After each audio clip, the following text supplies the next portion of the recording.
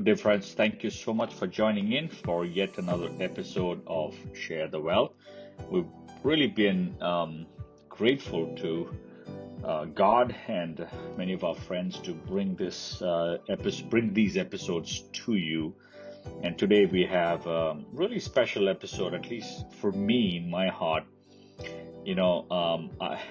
It's so inspiring to kind of meet young people who have such a deep understanding of some of the issues that I don't think we give enough credit to. So you're going to meet Sovan Das, a very young man who I actually met at work, and we kind of got to exchange some ideas, share the books that we're reading, and as I peered into his mind, I was like, this young man is such an inspiration. Even just talking to him has been such a pleasure for me. I hope you guys enjoy this episode. We talk a lot of things. I think the first piece, this is going to come in 2 episodes. So the first episode, or the first piece, is essentially around delayed gratification.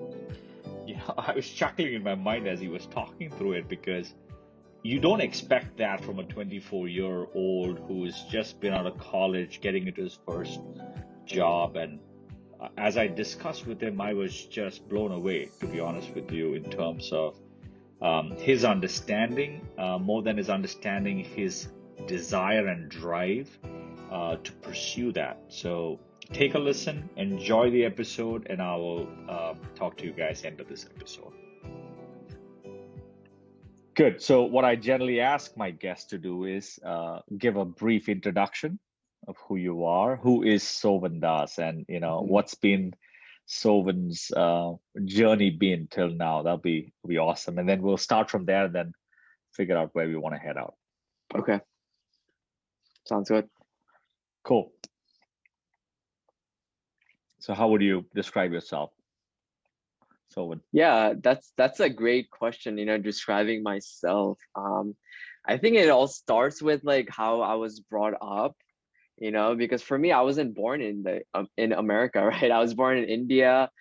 So I came here when I was 8 years old. So and seeing where my family came from, that's what really instills the values in me, right? Because if you just look at my parents, right? My parents don't have college degrees. They have high school education. They didn't really have as much back home in India, right? We had to pretty much sell a lot of our stuff, right? And we always have this conversation because without there has to be a lot of sacrifices in order to get the success that you want, right? So I came here from a very young, I came here when I was 8. When we came here, we didn't have a car, right? We had to go through we had to walk to grocery stores, right? We had to live with our cousins for very few years. So seeing where we came from and kind of like looking through the past, that's like the values I feel like what's in me, right? For me, I feel like the values is I just love to just give back, give back to the community, do something, whereas charity, donations, because I know the struggle that a lot of people go through, right? Especially during this time, right? During the past year with COVID, we do a lot of charity and donation back home because we want to give back to our community back in India. So for me, that's a big value, is being able to give back, and being able to just, I don't know, being a people person, right? I love, just getting to talk with people, network with people, just get to know each other, and just develop that connection between each other, because the human connection is so strong, right? And just being able to understand each other, so for me, on the top of my head, I think that would be like the 2 values, that would describe me. Yeah, that's awesome. And so presuming that, obviously you did all of your education in the US, right? And, we'll come back to some stories. Yeah, I don't want to put Sure. myself. This is about you Hmm. today. So Okay. it's what I have to remind myself to kind of Yeah. say this is about Sovan. So you did your basic you took a science undergrad and grad, right? Yeah, Is I that went to I studied studied biology. I went to Temple University in Philadelphia.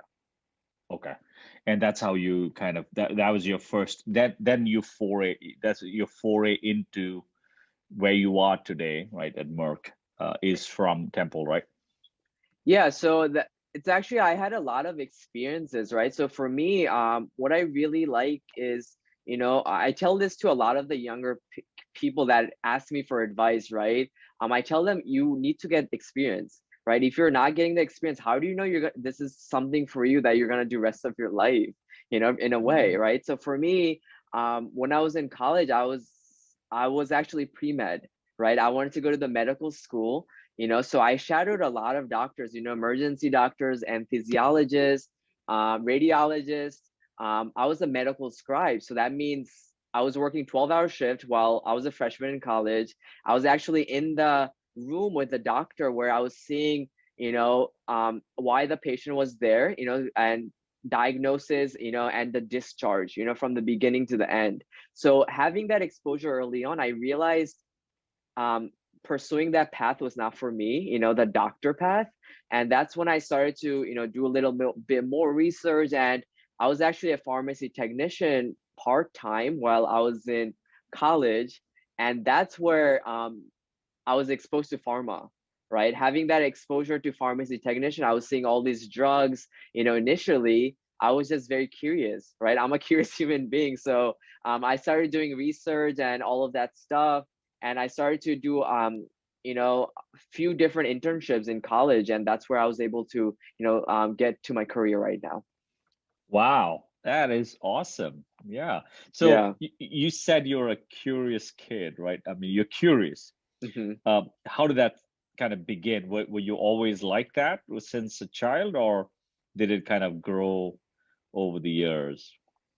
That is a good question. I don't think I was always like that as a child. I think it started to grow over the years. I started to realize more of the world, right? There's so many different things, and especially coming from a different country, you realize, world is different, right? Mm. People who doesn't travel the border, they just think America is America, right? But if you go to, South America, if you go to India, there's so many different lifestyles, right? So for me, I started to become more curious because as I started to travel more, and I started to read a lot of different books, right? I started to read different books from and be able to understand their mindset, and based on that, I started to critical think more, ask a lot of questions, why is this happening?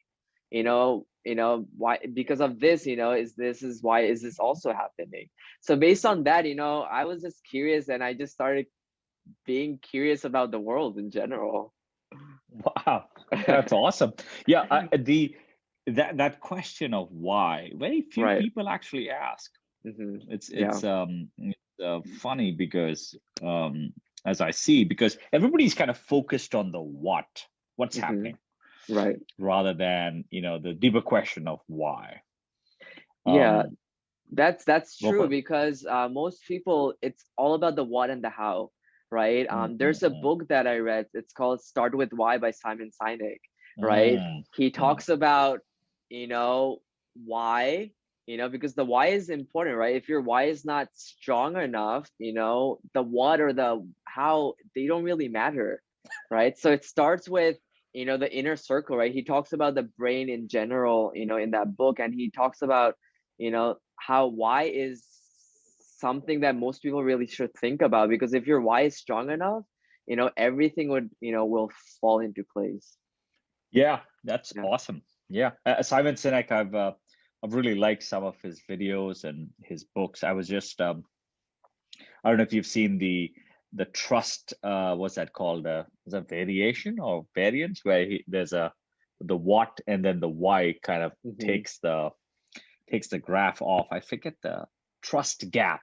Okay. That's Okay. the analysis that he did, in terms of how you can create a positive gap Right. when you pivot on the question why.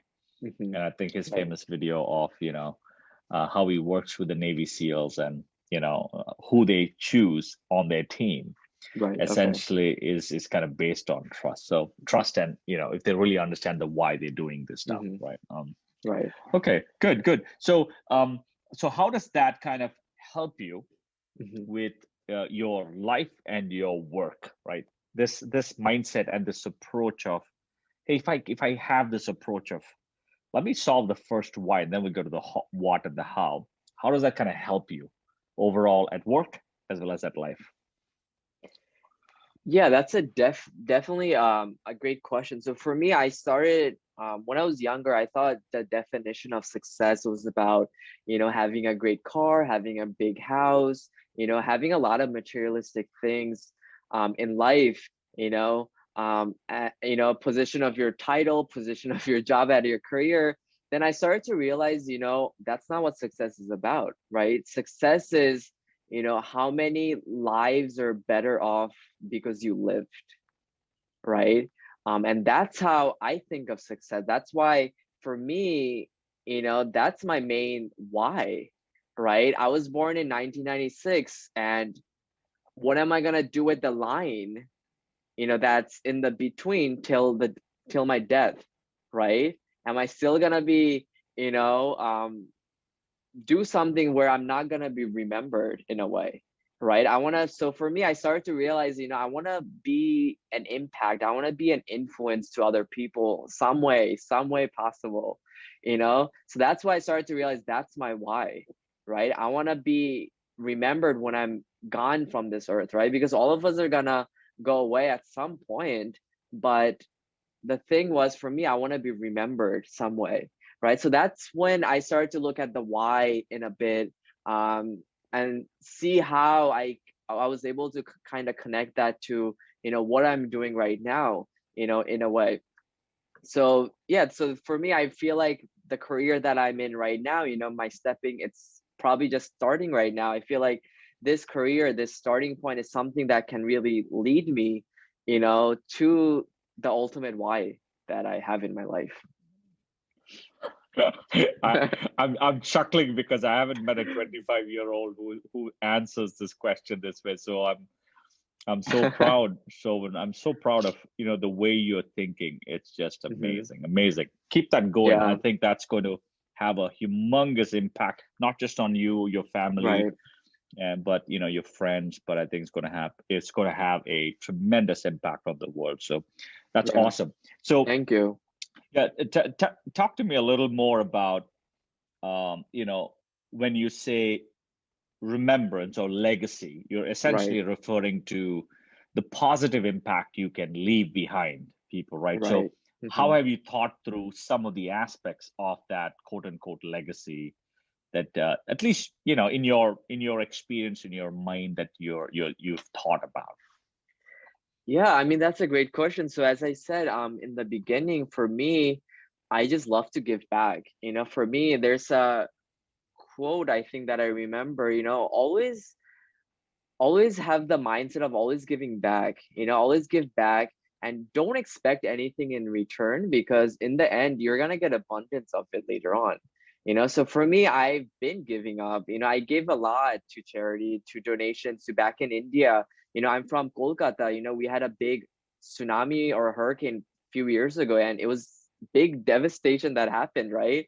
So our family here, my brother and I, we raised a lot of money to give back to home. So for me, that's the ultimate legacy that I want to be able to create under my last name. Our family last name is be able to create a foundation where we can have that continue growth, back home or here, Mm, and also another is be able to open up a school, open up an education system back home, where a lot of kids are not able to achieve that, because in India, right, a lot of people can't even go past even high school, right? So for me, I want to be able to create something where I can um, be able to just pay a full amount of their education um till college, and be able to give that back, because I understand,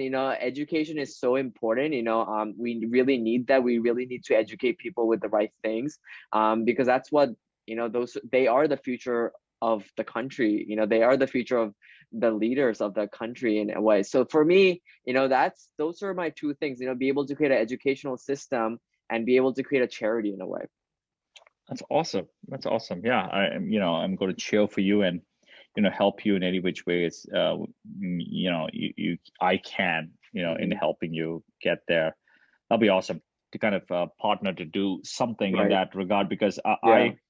similar thought. I've never really organized my thought. This Hmm. endeavor has Right. been the starting point of an end of, kind of starting point to kind of see what Right. we can do and where we can go.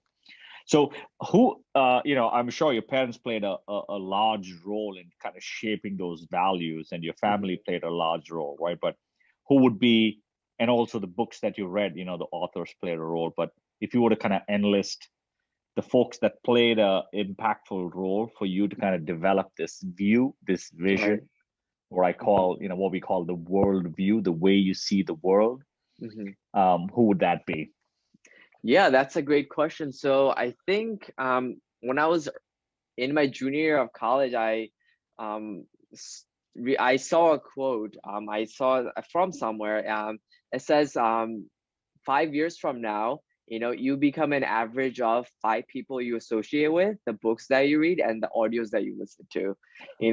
So ever since my junior year, that's where I started to kind of differentiate myself from rest of my peers, right? Where everyone else was partying on the weekend and everyone was doing those college things. I started to kind of steer the other way.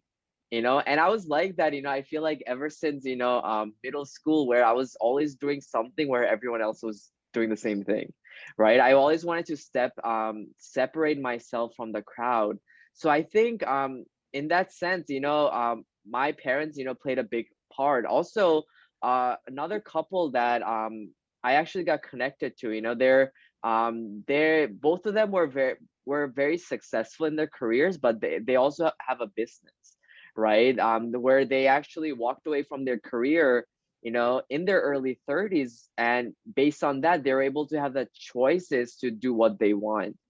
So by having that association, I was able to, kind of expand my mind to, what was the possibility, on what life was about, on how I can create the lifestyle, that I want. So I think my parents and the couple that I got connected to, I think they would be um,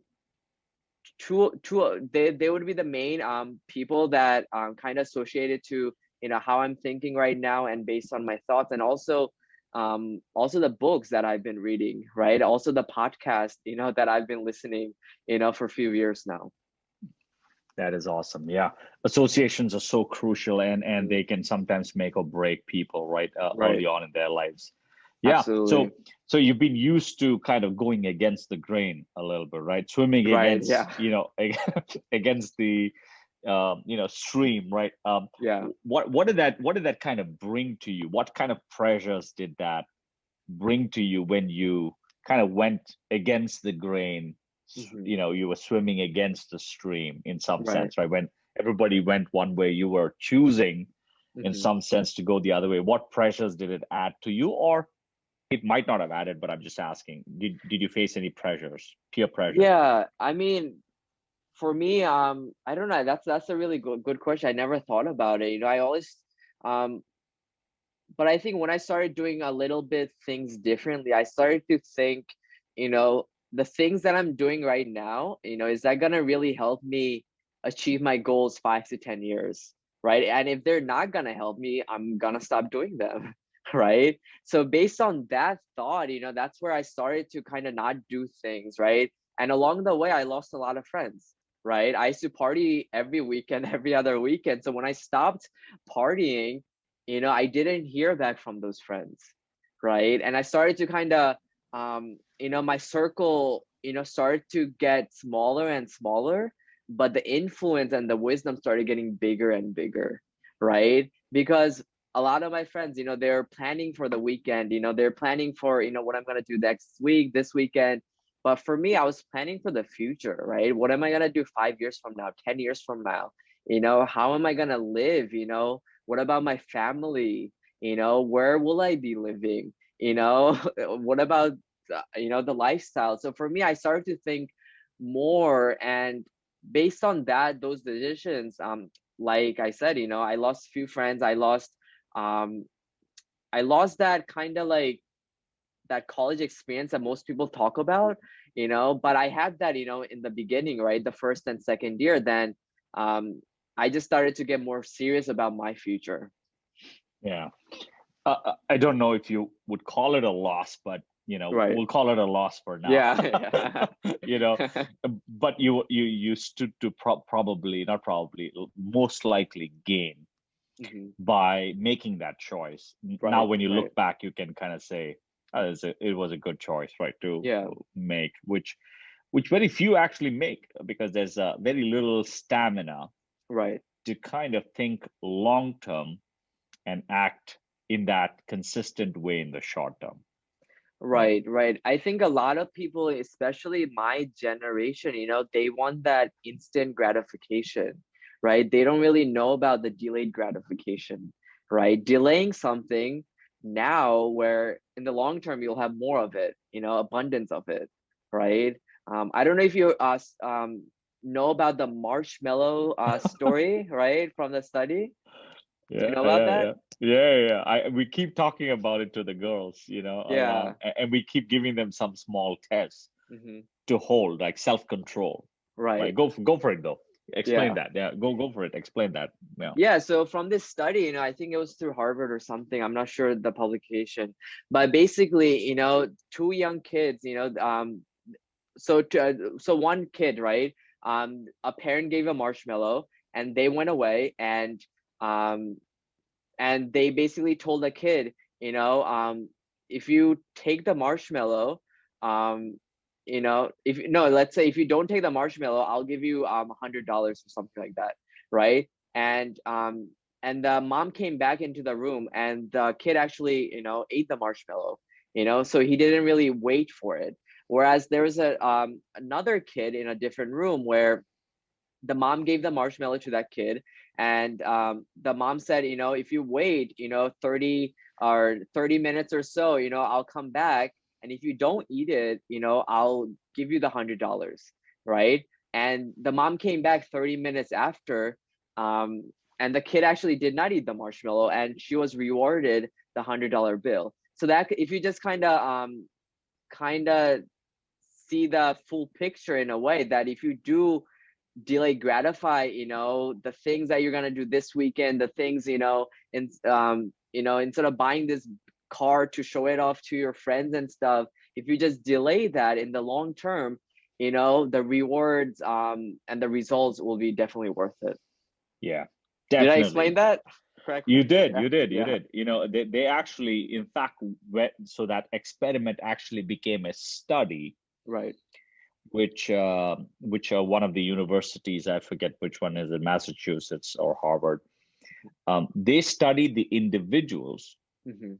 who participated. Now they created a controlled environment, Right. and they actually brought kids in, and they studied the kids for like 30 years Yeah, for the long term. Yeah. for the long term. and Hmm. and funny enough, that the people who had self-control actually did way better than Hmm. than the kids who did not exercise self-control, and, as you're saying, delayed gratification Right. Yeah. versus immediate gratification. Hmm. So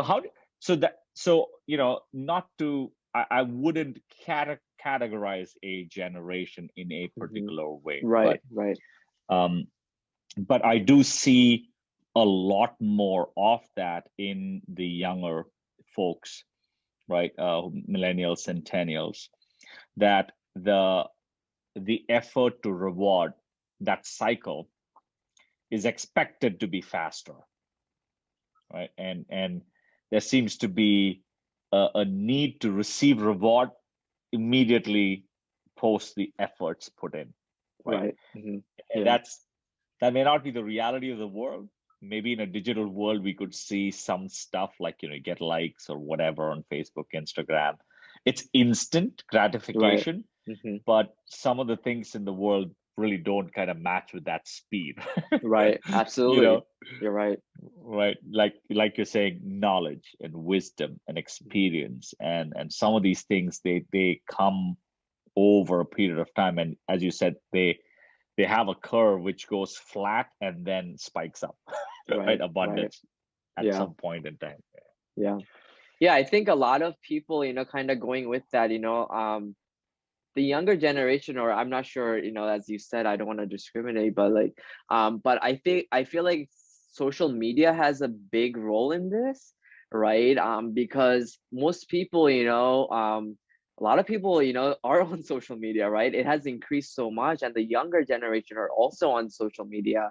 So I feel like they crave that, attention in a way, like the dopamine effect, right? They crave that likes, they crave the comments, right? So where, if they post something, they want to see, how many comments that they get, how many likes that they get within a few minutes, and that just kind of shows how, a lot of them are don't really have that delayed gratification mindset.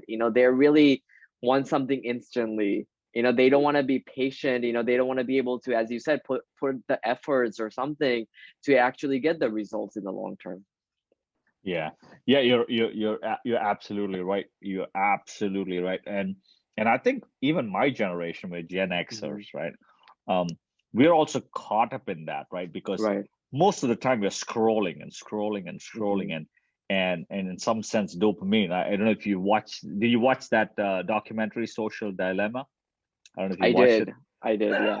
Yeah. You can see, you can Yeah. see how, your revenue model is the Hmm. individual, Hmm. Yeah. and you ought to, you have to kind of um you have to, in some sense, manipulate even the individual to do at the behest of the media, right? Right. Right. In order to make money, right? You want them to be in a position, you want them to see something, you want them to push a button Hmm. so that Yes. they give you what response they expect of you, so they can sell that response off, right? So Right. Right. it's getting crazy It right is out there. crazy. It is. It is.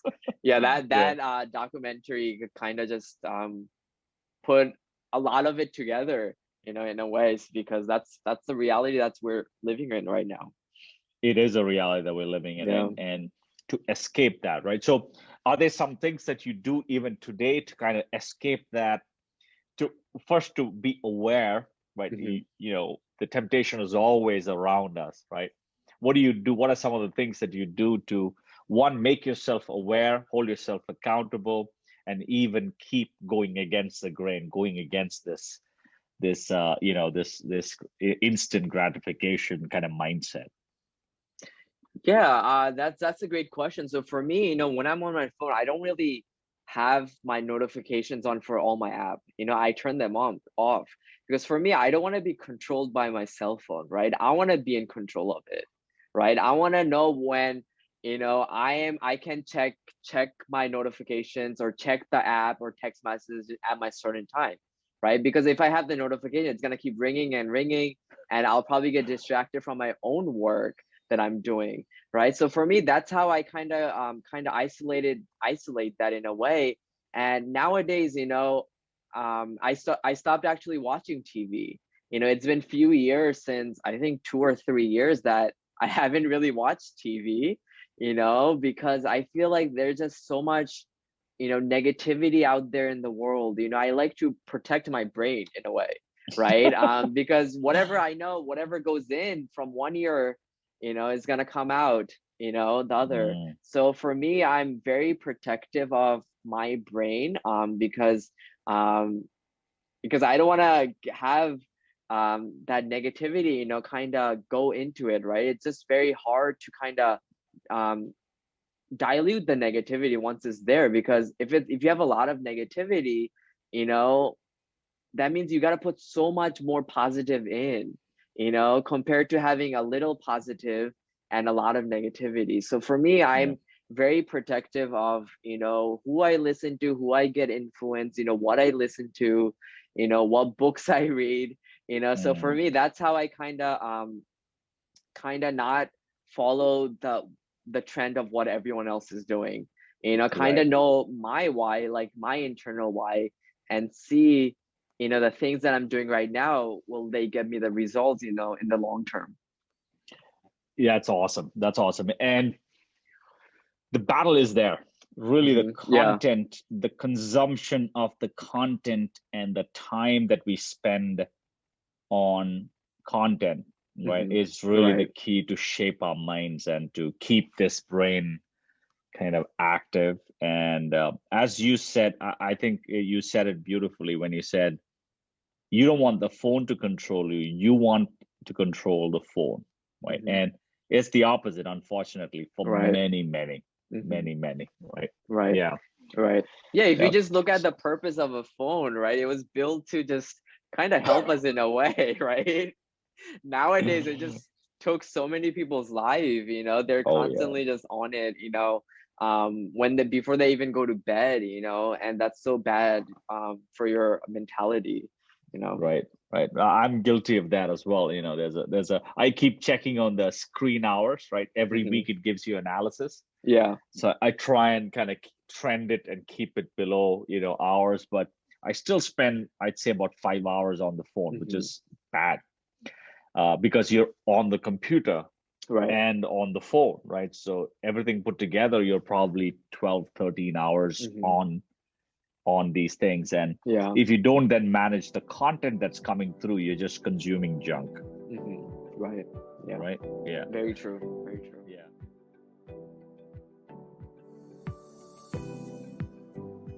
Thank you, friends, for sparing time and listening to the episode. And hope you guys enjoyed the conversation between Sovan and I. Delayed gratification, really challenging topic, especially with the cell phones and all the social media that is around us. People are struggling to put in consistent effort and not be gratified at the moment.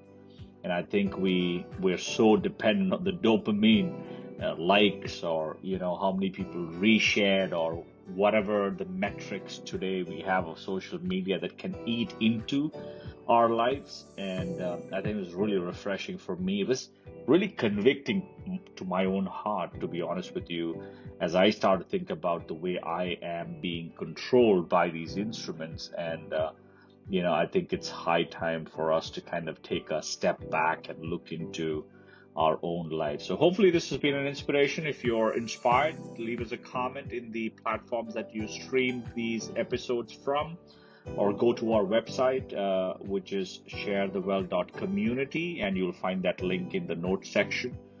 Thank you so much for your participation, and we really look forward to your contribution as well. And talk to you guys next week as we continue the conversation with Sovan. Take care. Have a blessed weekend.